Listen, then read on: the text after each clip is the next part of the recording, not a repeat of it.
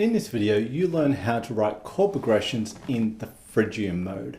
Now, the Phrygian mode is not as common, let's say, as the Dorian or the Mixolydian or the Aeolian, but it is a very cool sound. It's a darker sounding mode.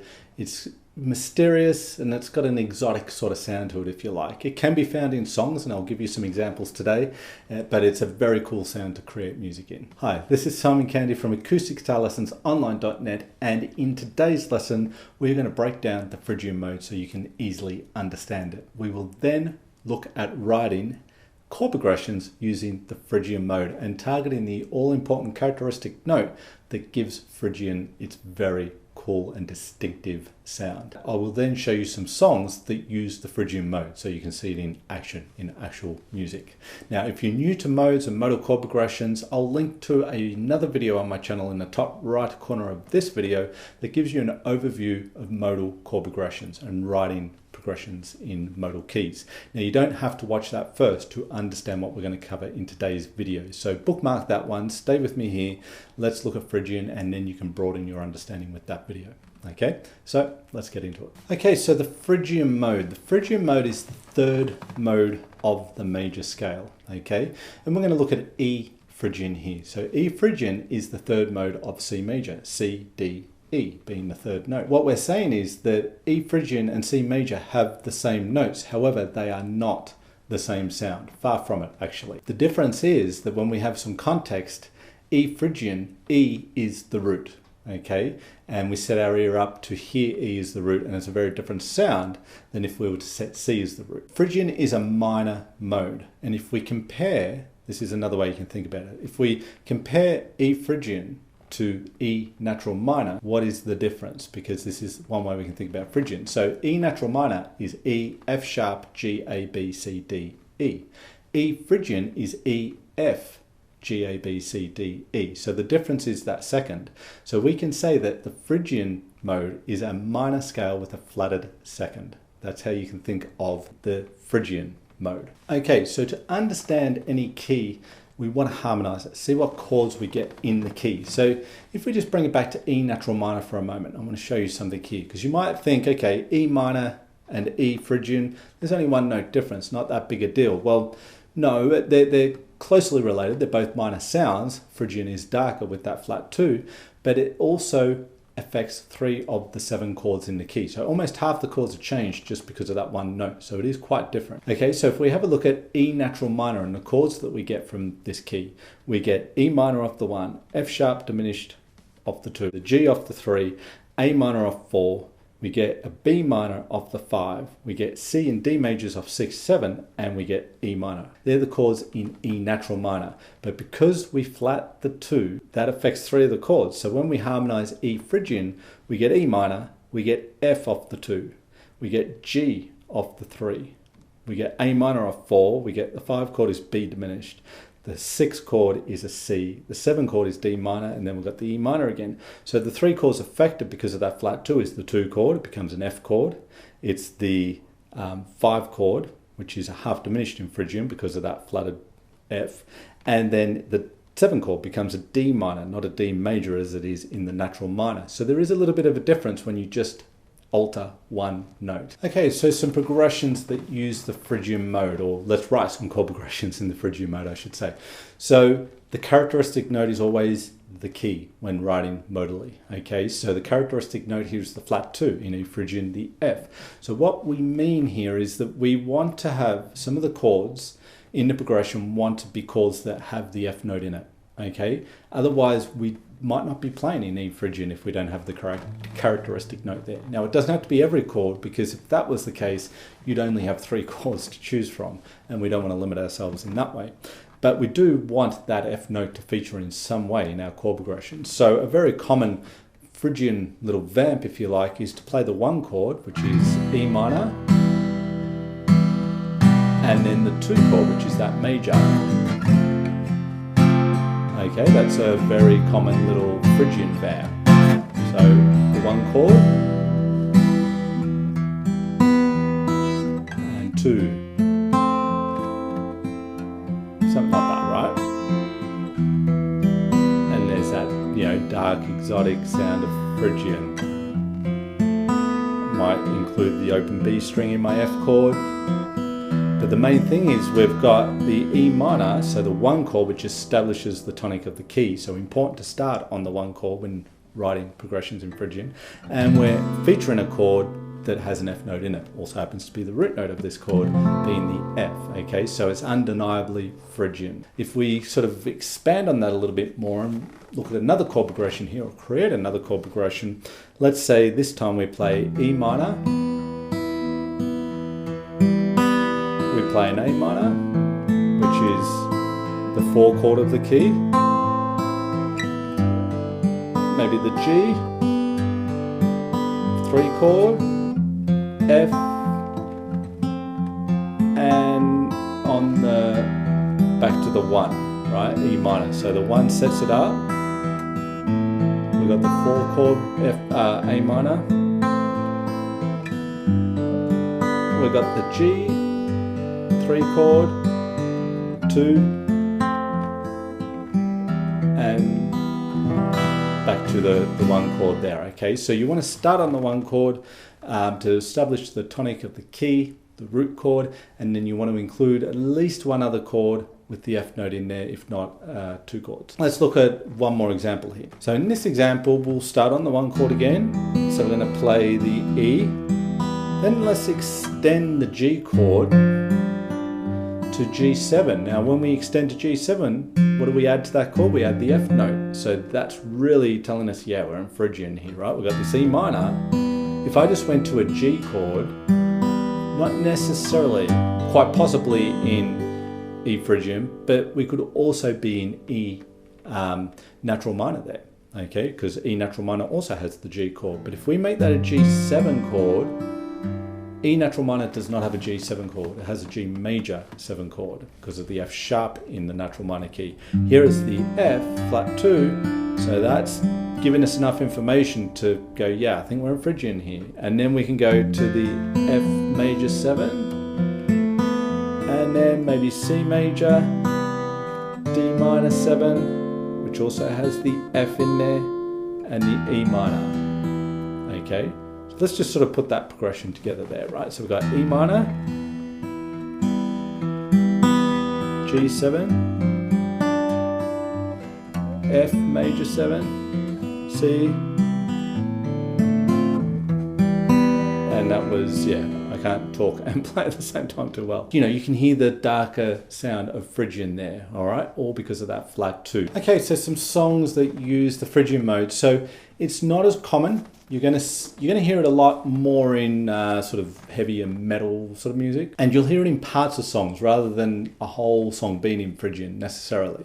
Okay, but it's still a very diverse sound and it can be found in many styles of music. I don't want to pigeonhole it as a like a metal sound. For example, a song by a band called The Clash back in the day, London Calling, that is Phrygian. Okay, and it's E Phrygian. The introduction to this song sets it up to be Phrygian. It's that 1 to flat 2 major chord that's so common in the Phrygian sound. So in this song, it's like a E minor and the F. That's what the introduction to the song is doing. 1 chord, E minor, to 2 chord, to 1 chord, to the 2, and then when it gets to the verse,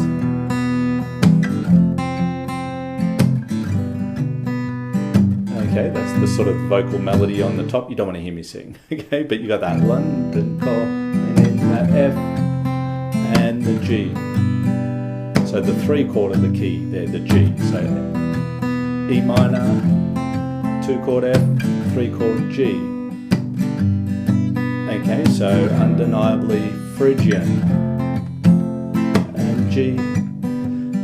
And then what it does, it goes like a E minor, and straight to the G, the E minor to the G, E minor to the G, and then here it's going to go E minor and D, and then it goes back to whatever it does.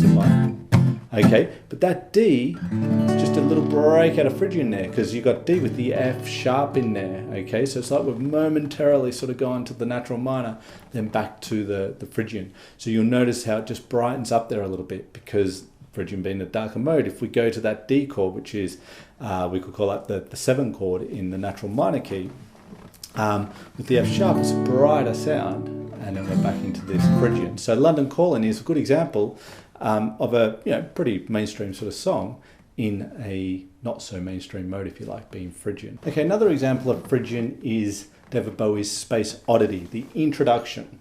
Okay, so it's not always going to be the case that an entire song is in one particular mode, but parts of songs can venture into various modes. And so this one starts with E Phrygian. It's got this the 1 E minor to the 4 chord, the 2 chord, F major, sort of fades in, right? And the F major has this B, which makes it a sharp 11, and the E also makes it F major 7, sharp 11, and then goes sort of more into C major here, right? You got that. And I think it's like an A minor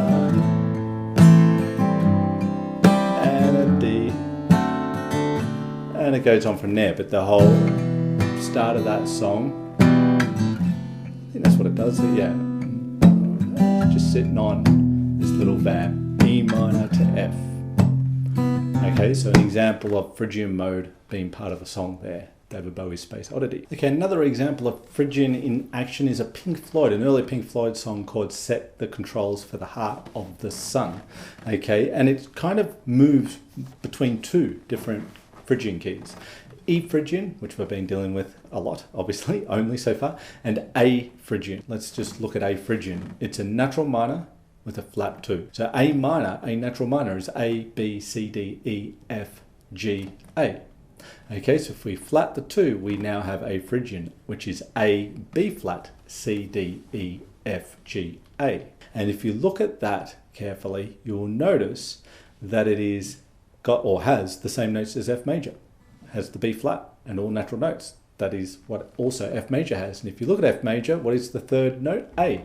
A Phrygian is the third mode of a major scale, so that makes sense, right? It's the third mode of F major. Okay, so this song then is got a little vocal line, or guitar line if you like, that is then mimicked by the vocals, and it's set against just the drone of an E minor chord. So it's like...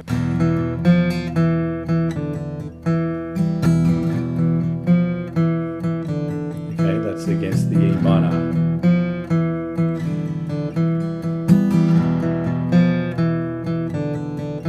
Then it changes to A Phrygian and plays the same line, but only in A Phrygian against the drone of the A.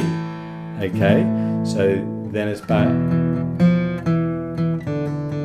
to the E minor. That's pretty much the song just sort of vamps around that. Okay, one more example of Phrygian. Let's go to Metallica. So I appreciate that my audience here may not be big Metallica fans. I am a Metallica fan, more the old school Metallica. When I started playing guitar, it was 1990. So, it was the Black Album and the first 5 albums before that. That's Metallica for me. And this is a song off Justice for All and Justice for All called Harvester of Sorrow. So it's a famous Phrygian ref. And it goes something like this.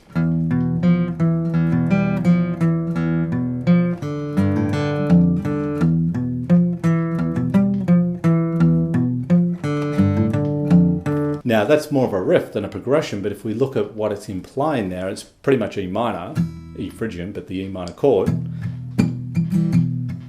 Right, but then there's G, F, E minor. So it's E minor basically for 3 bars, then G, F, E minor. Okay, and it's got the little riff that implies those chords. There's that F note itself. So even though the chord is E, here we've got the F note. So even without the G and the F chords, we are in Phrygian. As soon as we hit that, we know we're most likely in the Phrygian sound here. And the G, F. So E minor, G, F.